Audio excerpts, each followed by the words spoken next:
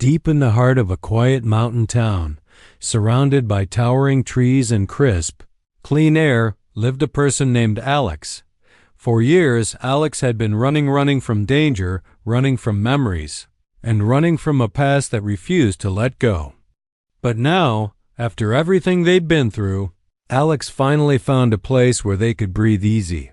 A small cabin tucked away at the end of a narrow trail that wound its way through dense woods. This wasn't just any cabin. It was more than four walls and a roof. It was a sanctuary. A place where Alex could wake up to birds chirping instead of car horns honking, where evenings were spent watching the sun dip below the horizon rather than scrolling through endless news feeds. Life here was simple. No alarms blaring, no hurried commutes, no prying eyes. Just peace. And for someone like Alex, who had spent so much time looking over their shoulder, this simplicity felt like a gift. But gifts often come with strings attached, even if you don't see them at first. In Alex's case, those strings were tied to a secret, a big one. Years ago, Alex had witnessed something they weren't supposed to see. Something bad. Something dangerous enough to put their life in jeopardy. To protect them, the government stepped in, offering a deal. A new name, a new home, and a promise of safety under federal protection. All Alex had to do was stay low, keep out of trouble, and trust that the people watching over them would keep doing their job. At first, it worked perfectly. The cabin was isolated, far from prying eyes or curious neighbors. Alex spent their days fishing in the nearby stream, chopping firewood, and tending to a little vegetable garden behind the house. They didn't ask for much, just a chance to live without fear. But what Alex didn't realize was that sometimes trouble doesn't wait for an invitation. Sometimes it shows up unannounced, wearing sneakers and carrying a clipboard.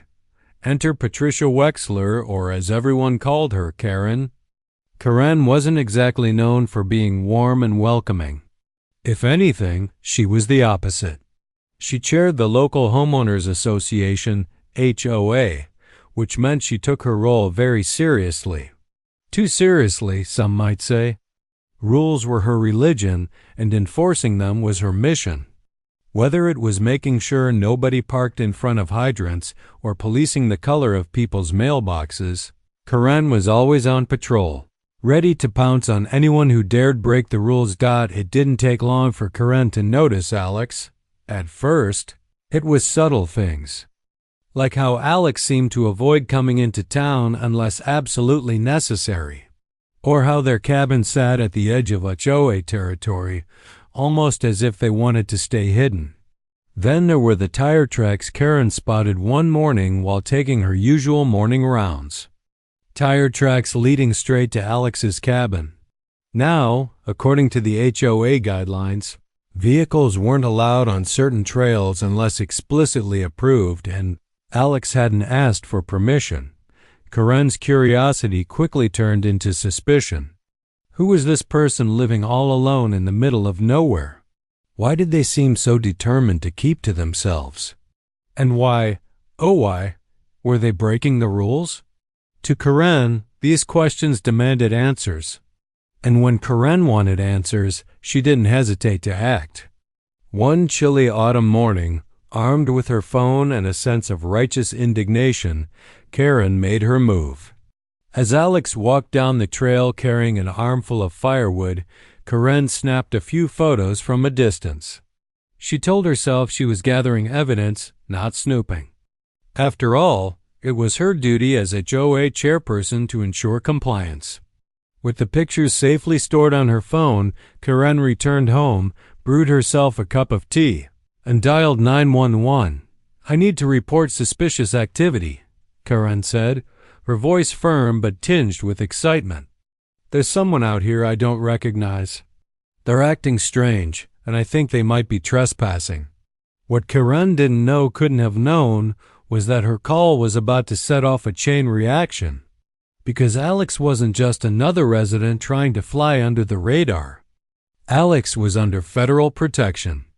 And when someone calls 911 on a federally protected individual, it doesn't just bring local cops to the scene. It brings federal agents too. As Karen hung up the phone, satisfied that justice would soon be served. She had no idea how drastically her actions would change not only Alex's day but also her own understanding of what happens when curiosity crosses the line into recklessness. Karen's call to 911 might have seemed like a routine complaint to her, but it set off a series of events that no one, not even the dispatcher on the other end of the line, could have fully anticipated. As Karen hung up the phone, feeling a mix of smug satisfaction and self-righteousness, she leaned back in her chair and sipped her tea. In her mind, she had done her civic duty. She was protecting the neighborhood from potential troublemakers, rule breakers, and who knows, maybe even criminals. But little did she know, her actions were about to spiral far beyond anything she'd imagined. Back at the local police station, the dispatcher relayed Karen's report to Sheriff Tom Reynolds, a seasoned officer who knew the ins and outs of the small mountain town better than anyone. When he heard the address and details of the suspicious individual, his brow furrowed slightly. Something about the situation felt off. Sure, calls like this weren't uncommon. People often reported things they didn't understand, but there was something in Karen's tone that made him uneasy. Her insistence that the person was up to no good without any real evidence struck him as overzealous. Still, protocol was protocol, so he grabbed 2 deputies and headed out to investigate. Meanwhile, unbeknownst to Karen or the sheriff, the moment that 911 call went through, another layer of law enforcement quietly kicked into gear. Alex wasn't just your average citizen. They were under federal protection. Every movement, every interaction involving Alex triggered an alert within the U.S. Marshals Service, a highly trained group tasked with keeping protected individuals safe.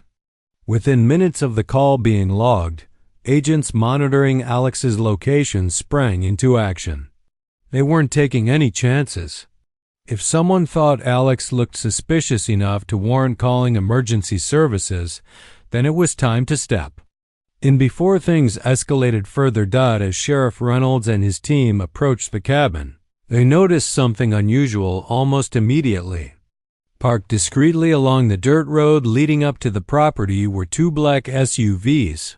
The vehicles blended in well with the wooded surroundings, but their presence was unmistakable. Before the sheriff could even process what he was seeing, 3 men stepped out. Dressed in dark suits, their demeanor screamed authority. One of them approached the sheriff with a calm yet commanding stride, flashing a badge that glinted in the sunlight. "We'll take it from here." "Sheriff," the agent said, his voice steady and professional.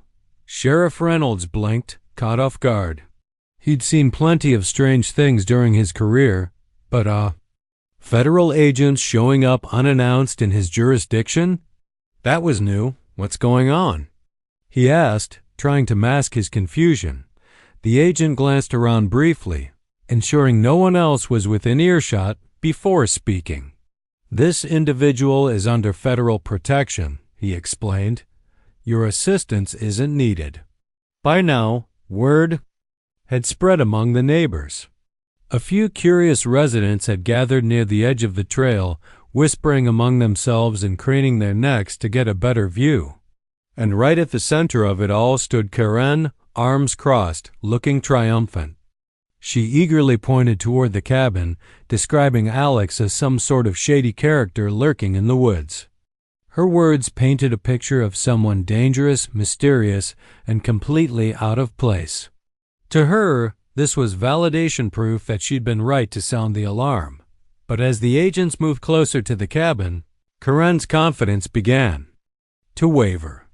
There was something unsettling about the way these men carried themselves, the seriousness etched onto their faces.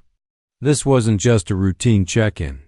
Whatever was happening here went far beyond a simple HOA dispute. For the first time since making the call, Karen felt a flicker of doubt creep into her mind. Had she overstepped? Was this more complicated than she'd assumed? Inside the cabin, Alex sat by the window, watching the commotion unfold outside. At first, they tried to convince themselves it was nothing, just another random passerby, or maybe even a lost hiker.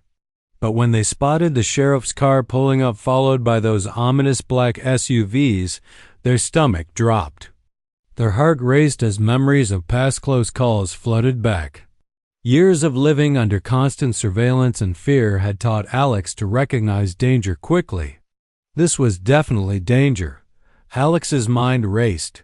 Should they hide? Call their handler? Wait it out? Before they could decide, there was a knock at the door.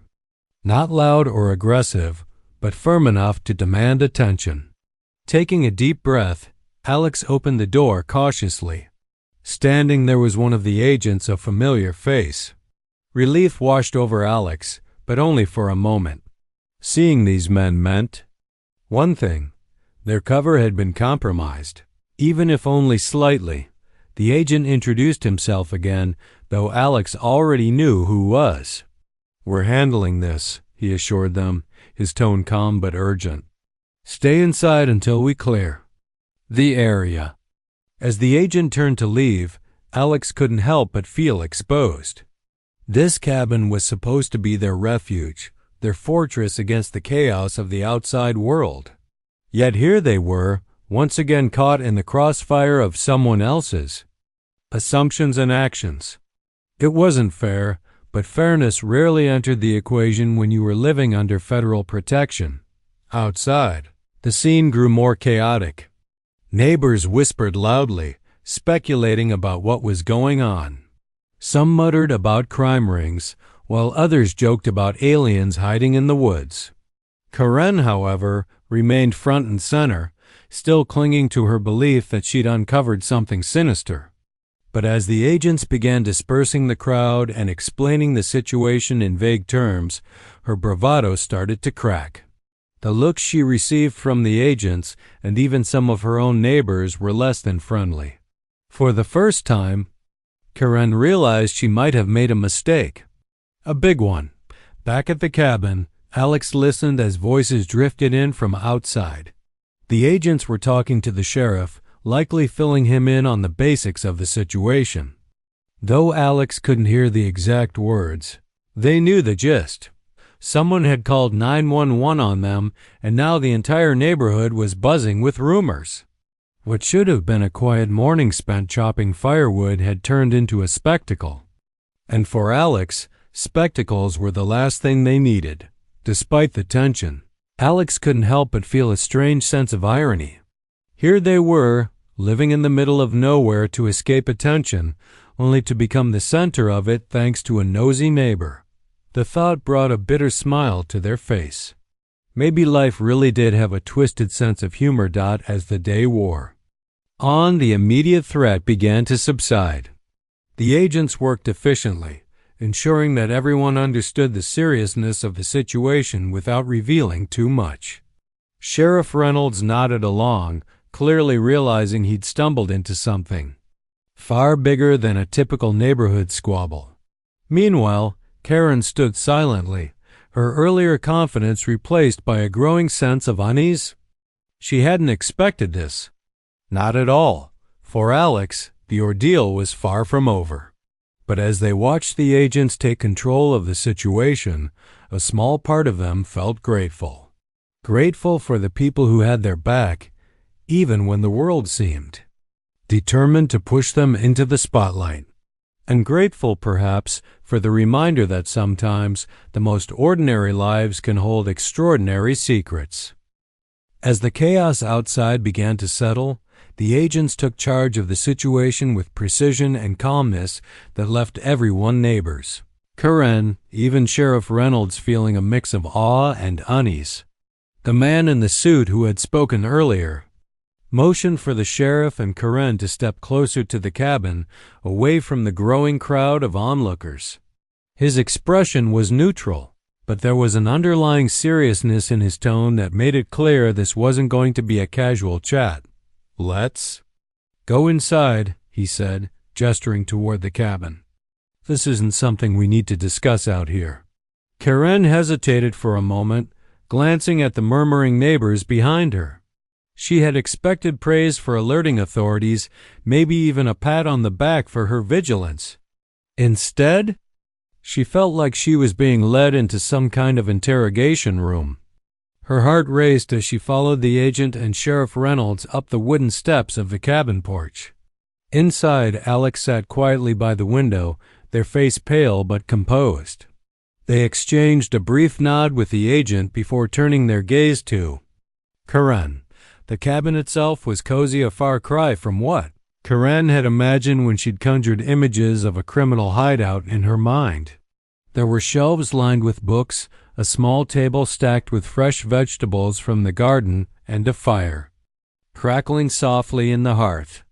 It looked lived in, peaceful even. Nothing about it screamed danger or illegal activity. Still, Karen clung to her suspicions, refusing to let go of the narrative she'd built in her head.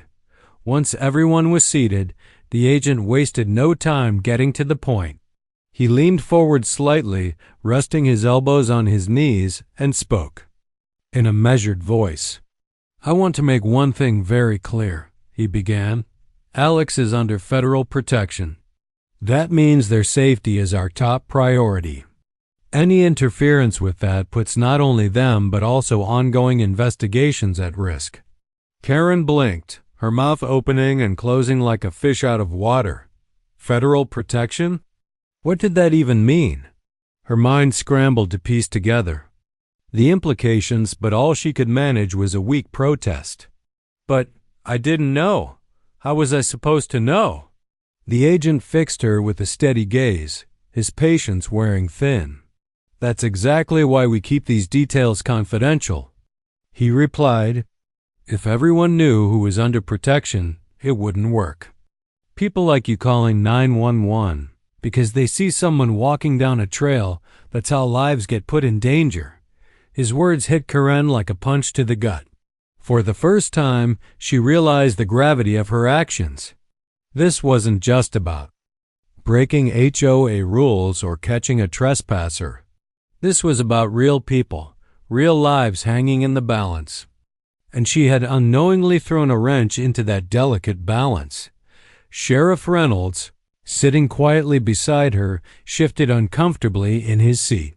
He'd dealt with plenty of odd situations in his career, but this was uncharted territory. The idea that someone living so close to his jurisdiction was involved in something so significant and secretive was both fascinating and sobering. He glanced at Alex, who remained silent, their eyes fixed on the floor. There was a weariness in their posture, a heaviness that suggested years of carrying burdens most people couldn't fathom.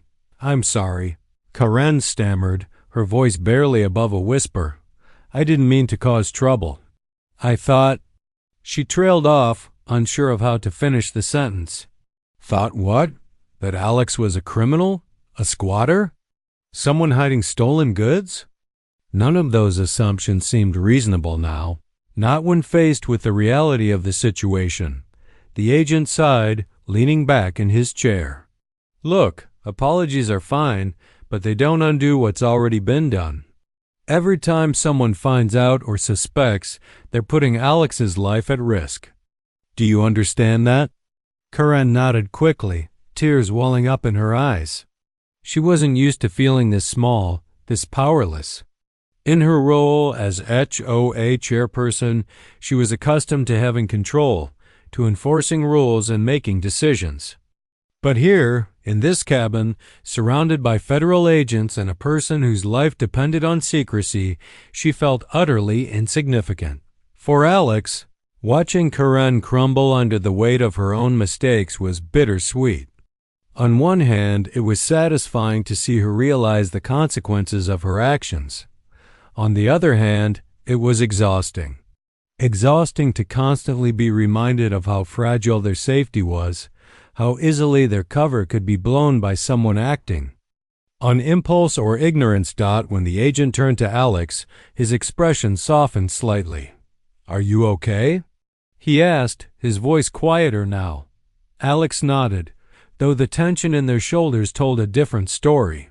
"Yeah, I'm fine," they sighed, forcing a smile. "Just tired of this stuff happening." The agent nodded understandingly. "We'll handle it. We always do." He paused, then added, "But if you feel like relocating might help, we can arrange that." Relocating. The word sent a shiver down Alex's spine. Moving again meant starting over, leaving behind the little slice of peace they'd carved out for themselves. As much as they hated the idea of staying in a place where their privacy had been violated yet again, the thought of packing up and disappearing once more was equally daunting. "No," Alex said firmly after a moment. "I want to stay. This is my home now. I've worked hard to make it feel safe. If anything, maybe we can figure out how to prevent this from happening again." The agent considered this, nodding slowly. "All right. We'll beef up security around the property. Surveillance cameras, maybe a gate at the trailhead. Something subtle so it doesn't draw attention." Karen flinched at the mention of surveillance. She hadn't expected her nosiness to result in such measures, but then again, she hadn't expected any of this. As the meeting wrapped up, she stood awkwardly near the door, unsure of whether to apologize again or simply leave. In the end, she settled for mumbling a quick "I'm really sorry" before hurrying out of the cabin, her face flushed with embarrassment. Outside, the crowd of neighbors had thinned, though a few lingered, still curious about what had transpired. When Karen emerged, looking visibly shaken, whispers erupted. Some shot her sympathetic glances, while others smirked knowingly. Word would spread quickly, she knew, and her reputation as the neighborhood busybody would take a hit. But that was the least of her worries right now. Back inside, Alex watched as the agents finalized their plans. Despite the frustration and fear lingering in their chest, they couldn't help but feel a flicker of gratitude. Gratitude for the people who had shown up to protect them, for the system that, despite its flaws, worked hard to keep them safe. And perhaps deep down, gratitude for the reminder that sometimes, even the nosiest neighbors have lessons to learn, and that maybe, just maybe, this whole ordeal would teach Karen to think twice before picking up the phone next time. After the initial shock of the situation wore off, the agents got down to business. They knew they had to act fast, not just to protect Alex, but also to send a clear message to anyone who might think twice about interfering in the future. The agent in charge turned his attention back to Sheriff Reynolds, who was still processing everything he'd heard. "Sheriff," the agent said, leaning forward slightly, "we need your help with something important. This kind of thing can't happen again. We'll handle the security upgrades, but we're counting on you to make sure your department and the community understands how serious this is." Reynolds nodded solemnly. He wasn't thrilled about being dragged into federal matters, but he understood the stakes. If someone under federal protection felt unsafe because of local interference, it reflected poorly on everyone involved. "You've got my word," he replied. "I'll talk to my team and make sure this doesn't spiral out of control again." The agent gave him a curt nod before turning his focus back to Karen, who was still standing awkwardly near the doorway like a kid caught sneaking cookies from the jar. Her earlier bravado had completely evaporated, replaced by a mix of guilt and shame that was almost palpable. She fidgeted with her hands, avoiding eye contact with both Alex and the agents. Before dismissing her entirely, the agent decided to drive home the seriousness of what she'd done. He motioned for her to step closer, lowering his voice so only she could hear. "Listen carefully," he began, his tone firm but not unkind. "When you called 911 today, you didn't just report a suspicious person. You potentially put someone's life in danger. Someone who has already risked everything to help bring criminals to justice." Karen's eyes widened as the weight of his words sank in. "Criminals? Justice? This wasn't some petty HOA dispute anymore. It was life or death. She swallowed. Hard, her throat dry. I didn't know, she stammered, tears threatening to spill over. I swear, I thought I was doing the right thing. The agent held up a hand, cutting her off. Intentions don't matter when lives are on. The line. Next time you feel the urge to call 911 because someone looks out of place, ask yourself if your complaint is worth endangering someone else's safety. Karen nodded furiously, too overwhelmed to speak. For all her bluster and confidence. Earlier, she now realized how little she truly understood about the world beyond her neighborhood rules and regulations. The people living around her weren't just characters in her self-appointed drama. They were real individuals with their own struggles, secrets, and scars. And Alex, sitting quietly across the room, was no exception. Once the agents finished laying out their plans with Sheriff Reynolds, they addressed Alex directly. We'll install surveillance cameras along the trail and set up a gate at the entrance, the agent explained. It won't look out of place. We'll disguise it as part of a wildlife conservation effort. That should deter curious passers-by, without drawing unnecessary attention. Alex nodded, appreciating the effort to keep things low-key. While they hated the idea of feeling like a prisoner in their own home, they understood the necessity. Safety always came first, especially when your past refused to stay buried. Still, there was a part of Alex that couldn't shake the frustration bubbling beneath the surface. How many times would they have to deal with situations like this? How many more nosy neighbors or accidental slip-ups would it take before they could finally live in peace? As the meeting wrapped up, Sheriff Reynolds offered Alex a small smile before heading out. "Take care," he said simply, tipping his hat. It wasn't much, but it carried a sense of respect and understanding that Alex hadn't expected from him. Maybe not everyone in law enforcement saw them as just another name on a file after all. Outside, Karen lingered hesitantly, unsure whether to say anything more. Finally, she mustered the courage to approach Alex, her face flushed with embarrassment. "I'm really sorry," she said softly, her voice trembling.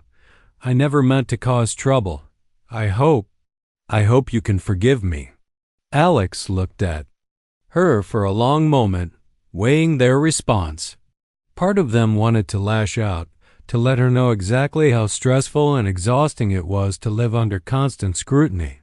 But another part, the wiser, more compassionate part, recognized that Karen wasn't entirely to blame. She was a product of her environment. Someone who thrived on rules and order because it gave her a sense of control in an unpredictable world. And while her actions had been reckless, they hadn't been malicious. "I appreciate the apology," Alex said finally, their voice calm but firm. "But I hope you understand why this can't happen again. My life depends on staying out of the spotlight." Karen nodded vigorously, tears streaming down her face. "I get it now. I really do. I won't bother you ever again, I promise." With that, she hurried away, leaving Alex alone with the agents. As the door closed behind her, Alex let out a heavy sigh, sinking onto the couch. "Can this day get any longer?" They muttered half-jokingly, rubbing their temples. One of the agents chuckled softly. "Unfortunately, these things tend to drag on. But we're here to make sure it ends well for you." Over the next few days, changes began taking shape around the cabin. A sturdy wooden gate appeared at the start of the trail, accompanied by a sign that read, "Private property trespassers will be prosecuted." It was simple yet effective, sending a clear message to anyone thinking of wandering too close. Surveillance. Cameras were installed discreetly among the trees, blending seamlessly with the natural surroundings. To the casual observer, it looked like standard rural property maintenance rather than a high-security operation. Word spread quickly through the neighborhood about what had happened, or at least bits and pieces of it. Some residents sympathized with Karen, whispering about how she'd learned a valuable lesson. Others rolled their eyes, joking that the HOA chairperson had finally met her match. Either way, one thing became abundantly clear. No one dared venture near Alex's cabin anymore. For Karen, the fallout was immediate and humbling. Her once unshakable authority within the HOA crumbled overnight. Neighbors who had previously deferred to her judgment now questioned her motives, accusing her of overstepping boundaries and causing unnecessary drama. At the next HOA meeting, several members even suggested replacing her as chairperson, a proposal that left her mortified, but perhaps the biggest change occurred within Karen herself. For the first time in years, she found herself reflecting on her behavior and motivations. Why did she feel the need to micromanage every aspect of the neighborhood? Was it really about protecting property values, or was it something deeper, a desire for control in a world that often felt chaotic and uncertain? Whatever the reason, she vowed to dial back her tendencies, focusing instead on fostering a sense of community rather than policing it. Meanwhile, Alex tried to return to their normal routine, or as close to normal as possible given the circumstances. They continued tending to their garden, fishing in the stream, and enjoying quiet evenings by the fire. Yet there was a subtle shift in how they viewed their sanctuary. The cabin was still a refuge, but now it carried an added layer of complexity. It was a reminder of how fragile peace could be, how quickly it could shatter under the weight of ignorance or carelessness. Still, Alex chose to focus on the positives. Thanks to the agent's swift intervention, their cover remained intact. The added security measures provided a buffer against future intrusions, giving them a renewed sense of stability. And though Karen's actions had caused chaos, they had also served as a wake-up call not just for her but for the entire neighborhood. Sometimes the hardest lessons were the ones that stuck out as autumn deepened. Painting the mountainsides in shades of gold and crimson, Alex stood outside their cabin, gazing at the horizon. The air smelled of pine and wood smoke, carrying with it a promise of new beginnings. Life wasn't perfect, far from it, but it was theirs. And for now, that was enough. Weeks passed, and the mountain town slowly returned to its usual rhythm. The leaves turned fiery shades of orange and red before falling to blanket the ground in a crunchy carpet. The air grew colder, carrying with it the crisp scent of winter. On the horizon, for Alex, life at the cabin began to feel almost normal again, or as normal as it could be for someone living under federal protection. The new gate at the trailhead stood firm, a silent guardian against unwanted visitors, while the surveillance cameras blended seamlessly into the forest, watching over everything without drawing attention. The neighborhood, however, hadn't forgotten. What happened? If anything, the incident had become a topic of quiet gossip during coffee mornings and evening walks. Some people pitied Karen, shaking their heads at how her overzealousness had backfired so spectacularly. Others joked about starting a petition to ban her from ever holding another leadership position within the HOA. But beneath all the whispers and chuckles, there was also a newfound awareness, a realization that not everyone fit neatly into the fastidious mold of suburban life. That sometimes the quiet neighbors keeping to themselves weren't hiding anything sinister. They were simply trying to survive. For Karen, the aftermath was humbling, to say the least. Her once unquestioned authority within the HOA had crumbled like an old house of cards. At the next meeting, several members openly criticized her actions, accusing her of causing unnecessary drama and alienating the community she claimed to protect. One particularly bold neighbor even suggested dissolving the HOA altogether, arguing that it caused more problems than it solved. The room erupted in murmurs of agreement, leaving Karen sitting silently at the head of the table, her cheeks burning with shame. But the hardest part wasn't losing her title or facing public embarrassment. It was coming to terms with who she was. In the weeks following the incident, Karen spent countless hours reflecting on her behavior. She replayed the events in her mind, dissecting every decision, every assumption, every misguided action. Why had she been so quick to judge Alex? What made her think calling 911 was the right move? And most importantly, why did she feel such a desperate need to control everything around her? At first, she tried to justify herself. "I was just doing my job," she told her husband one night as they sat together on the couch. "Someone has to enforce the rules." Her husband raised an eyebrow, setting down his book. "Rules are important, sure," he said carefully. "But when enforcing them puts someone's life in danger, maybe it's time to rethink your priorities." His words struck a chord deep within her. Maybe he was right. Maybe she'd let her obsession with order blind her to the bigger picture. Over the years, she'd convinced herself that being chairperson gave her purpose, that her strict adherence to guidelines kept the neighborhood safe and harmonious. But now, looking back, she realized how hollow that purpose felt. Rules couldn't replace kindness. Order couldn't substitute for understanding. And no amount of regulation could shield her from the truth that people were messy, complicated, and deserving of compassion, even if they didn't follow every guideline to the letter. Determined to make amends, Karen started small. She attended fewer HOA meetings, stepping back to let others take charge. When neighbors approached her with complaints or concerns, she listened instead of jumping straight to solutions. Slowly but surely, she began rebuilding trust not through enforcement, but through empathy. It wasn't easy, and it certainly didn't happen overnight. But for the first time in years, Karen felt like she was growing into a better version of herself. As for Alex, life settled into a quieter groove.